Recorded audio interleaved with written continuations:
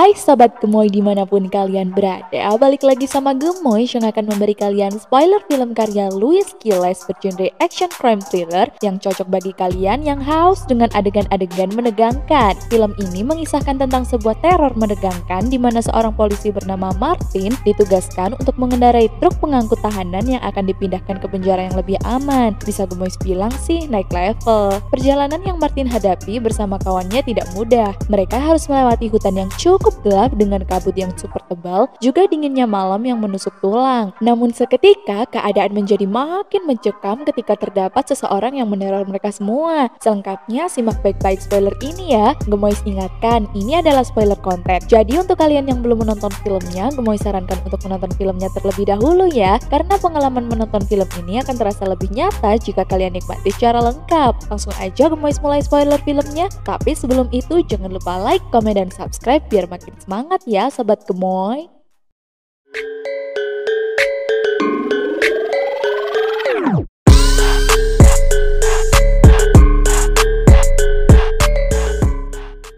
Di awal cerita, kita akan diperlihatkan oleh seorang pemuda yang terus dikejar dan diseret oleh pria parubaya, di mana pria itu meminta untuk menunjukkan sebuah kebenaran kepada pemuda itu. Namun, pemuda itu tidak mau menahu soal apapun dan memilih untuk pasrah kepada pria parubaya itu. Karena tidak mau mengakuinya, pria parubaya ini pun menyeret pemuda itu ke dalam lubang dan dikubur hidup-hidup. Di lain cerita, seorang polisi dari Kepolisian Utara bernama Martin Salas harus meninggalkan keluarganya karena dipindah tugaskan menuju ke kantor kepolisian yang baru. Martin mendapati tugas pertamanya yaitu memindahkan beberapa tahanan yang naik tingkat menuju ke penjara yang lebih aman bersama rekannya Montesinos. Untuk mencapai tujuan tersebut, mereka mau tidak mau harus lewat jalur alternatif agar tidak terlambat karena salju yang turun akan mengganggu perjalanan mereka. Mereka pun bersiap menjemput tahanan itu. Montesinos adalah seseorang yang mudah tersulut emosinya, sehingga sedikit saja tahanan yang melawan akan dilawan balik oleh Montesinos. Berbeda dengan Martin yang kelihatannya cukup sabar dalam menghadapi tahanan, sehingga tahanan pun berani melawan Martin. Mereka pun segera memeriksa keamanan bagi tahanan tersebut, termasuk memeriksa barang dan menyita barang yang tidak boleh dibawa saat di penjara yang baru. Namun, salah seorang dari 6 tahanan tersebut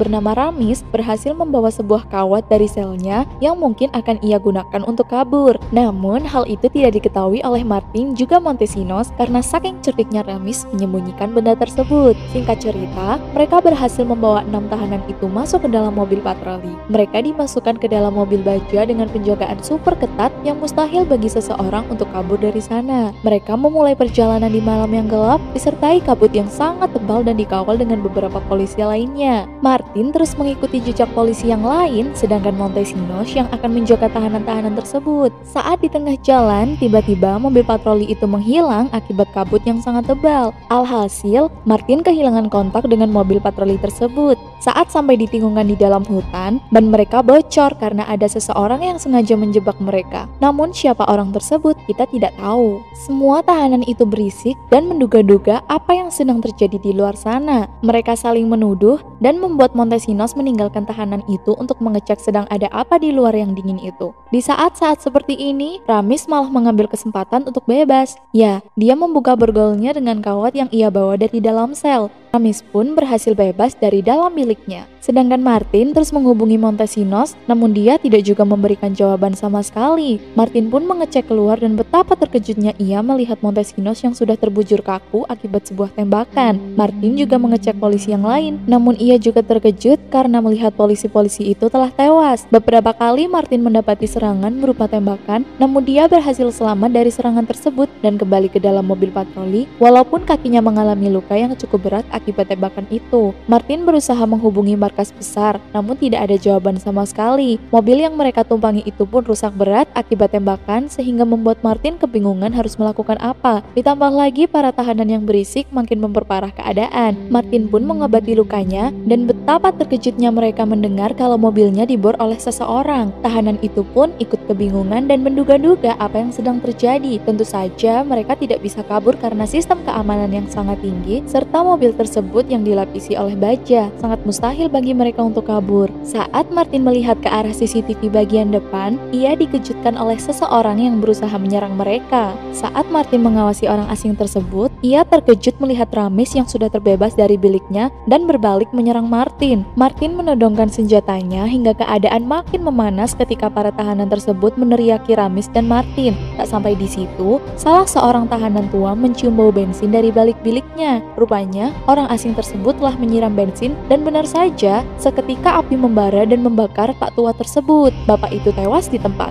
Keadaan makin kacau, hingga satu persatu dari sel mereka dibakar oleh orang tersebut. Makin banyak orang terbakar, lalu Ramis pun membukakan pintu baja itu untuk membebaskan mereka semua dari selnya. Martin pun diserang oleh para tahanan itu. Mereka mengincar kunci tahanan dari Martin agar bisa membukanya dan keluar dari tempat tersebut. Martin benar-benar diserang di sana. Tak lama, orang asing tersebut menghubungi Martin lewat intercomnya dan berkata kalau biarkan dia membawa mobil tersebut, jika tidak, mereka semua akan tewas. Semua tahanan benar-benar berebut ingin mendapatkan kunci kebebasan itu. Namun dengan sekuat tenaga, Martin melawannya. Tanpa mereka sadari, kuncinya telah jatuh dari saku Martin. Ketika Rumano melihat kunci itu, segera ia mengambilnya. Namun naas, Rumano tewas karena dipukul oleh Nano. Sepertinya, Nano mengenal siapa yang mengambil alih kendaraan tersebut. Benar saja, saat Nano berhasil mengambil kuncinya dari tangan Rumano, tiba-tiba intercom itu berbunyi lagi dan berkata bahwa kalian semua jangan mempercayai perkataan Nano. Ambil saja kuncinya dari tangan Nano dan kalian akan bebas. Aku hanya ingin mengincar Nano, imbuhnya. Nano pun nampak ketakutan, namun dengan lantang dia katakan bahwa dia tidak takut. Nano sangat-sangat kebingungan hingga membuat seisi ruangan tersebut jadi makin kacau. Nano mengatakan bahwa pria itu dahulu merupakan polisi jahat yang pernah ia temui dan dia dipecat lantaran perbuatan jahatnya. Pria itu terus meminta agar mereka menyerahkan Nano kepadanya, jika tidak mereka semua akan mati. Kemudian mereka menyerang Nano untuk mendapatkan kunci tersebut. Nano tidak akan membiarkan mereka semua mendapatkan kunci tersebut. Lalu apa yang ia lakukan? Ya, dia menelan kuncinya agar tidak satu pun di antara mereka bisa keluar dari ruangan tersebut. Ternyata pria misterius itu bernama Miguel. Miguel segera mengganti ban mobil yang telah ia pecahkan itu, lalu memutus kabel supaya lampu dalam kendaraan itu mati, juga penghangat tubuh pun mati. Dalam keadaan yang sangat mencekam, mereka sekarang tidak bisa kemana-mana. Martin dan Nano telah dikurung berdua dan mereka pun tidak bisa melarikan diri. Tak lama, Miguel pun berhasil mengambil alih mobil tahanan dan membawa mobilnya menuju ke suatu tempat. Dengan sabar, Martin menghadapi tahanan yang super menyebalkan itu. Ramis lantas bernegosiasi kepada Miguel, namun Miguel tetap menginginkan Nano untuk hidup dan diserahkan padanya. Mereka pun mulai mencari jalan keluar di tengah udara yang makin dingin. Ramis merencanakan untuk meledakkan kendaraan itu dan menyuruh salah satu di antara mereka untuk masuk ke dalam bagasi bawah dan membuka mur atau sekrup kendur agar mereka bisa membukanya dan kabur. Di saat-saat mencekam, ternyata Montesinos hanya pingsan, lalu ia terbangun dan mengejar truk tahanan itu menggunakan mobil milik Miguel yang ia tinggalkan di sana. Dengan sekuat tenaga, Montesinos berdiri dan mengejarnya. Ya, walaupun perutnya udah bocor.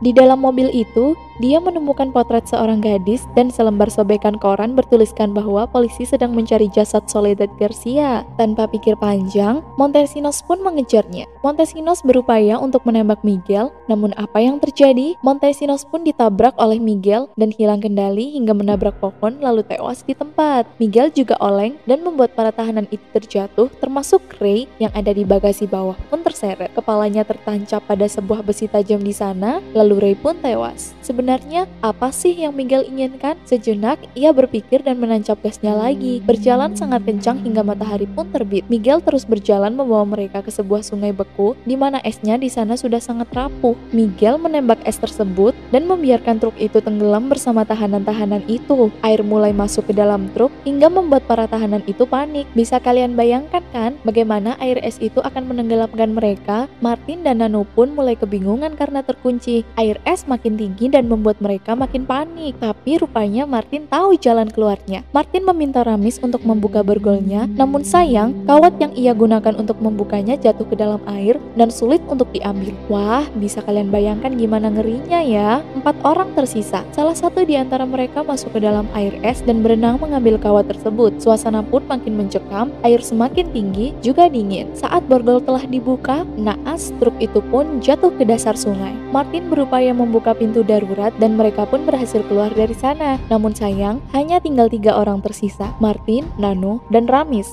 Mereka naik ke permukaan, namun Nano pergi meninggalkan Martin dan Ramis menuju ke sebuah desa kosong tak berpenghuni. Ramis pun pergi, sedangkan Martin pergi mengejar Nano.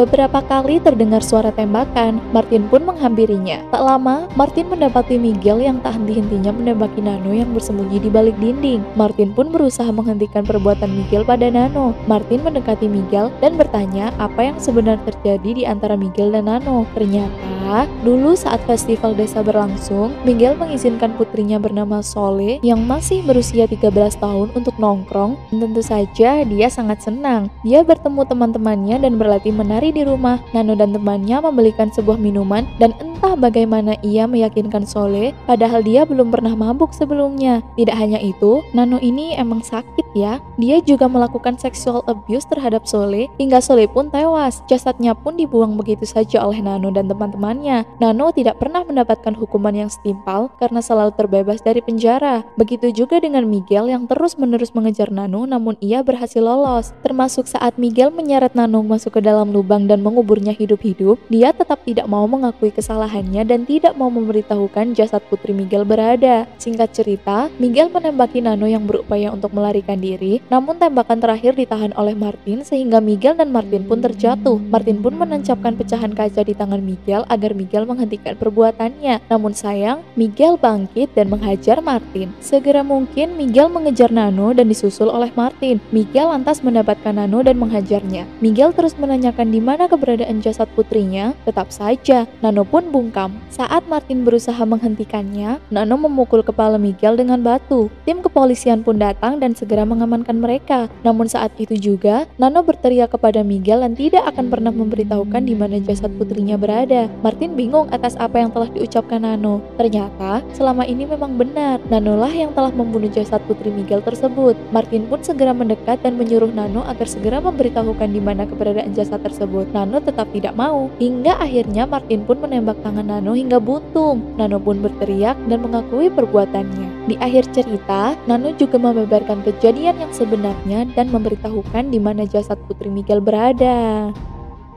Nah, itu dia yang bisa Gemoy sampaikan. Maaf ya jika banyak kesalahan. Jangan lupa like, komen, dan subscribe serta share ke teman-teman kalian untuk menambah wawasan. Jangan lupa tonton filmnya. See you!